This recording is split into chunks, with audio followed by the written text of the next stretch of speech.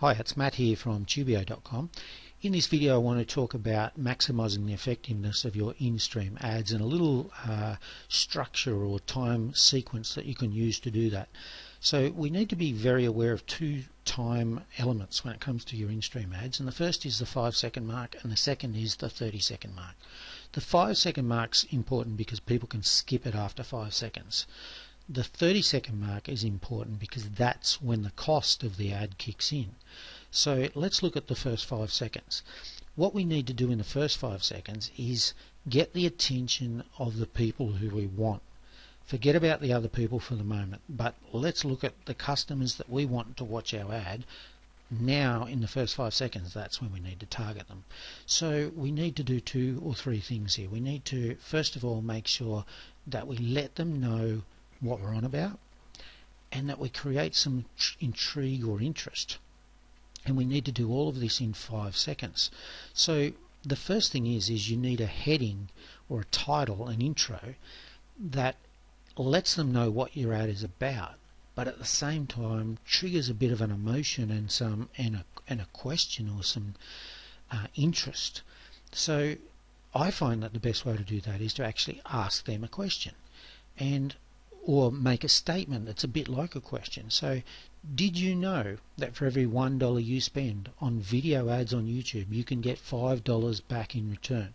Or, hey, did you hear that for every $1 you spend on YouTube ads, you can get $5 in return? And that's a great way to open it. It tells them straight away that we're talking about YouTube ads. It tells them that we're going to show them how to get a good return on investment. But the hey did you or the did you know creates intrigue and interest, because as soon as they hear the words did you know or hey did you know, their attention immediately pricks and they want to know what you're on about. Now the second important time element is the 30-second mark, because we have two objectives by the 30-second mark. We want to have our customers who are interested click through to our website beforehand, and we want to have well and truly gotten rid of the people that we don't want to appeal to. So if they're seeing our ad and it's of no interest to them, they're never going to buy, the last thing we want is for them to hang around to the 30-second mark, because we don't want to pay for those viewers. So sometime during that middle portion of your ad, you can even make a statement like, if this ad is not of interest to you, if you have no interest in getting a return on investment or advertising on YouTube, click off now. Now, you wouldn't make it that long, but you make a statement to that effect. Get rid of those people.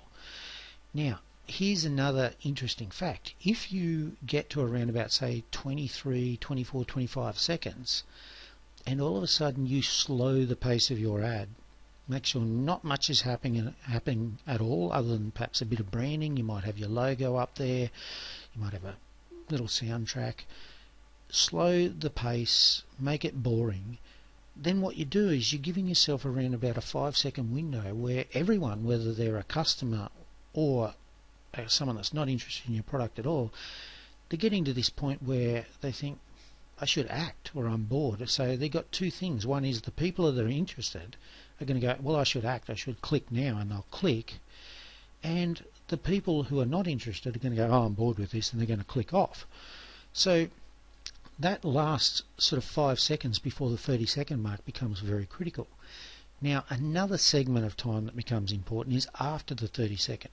You've already paid for it now. Once you go past 30 seconds, you've paid for this ad. It's probably only going to be about 4 cents or 5 cents. But now you may as well make use of it with some strong calls to action, some strong instructions. You're only going to have around about 10 or 15 seconds left with these people. So now it's time to get back into list your benefits or your key features again very, very quickly, and a couple of strong calls to action to get them to click through to your website. I hope that helps with structuring your ad. And if you want any more information on this, you can head over to TubeEO.com.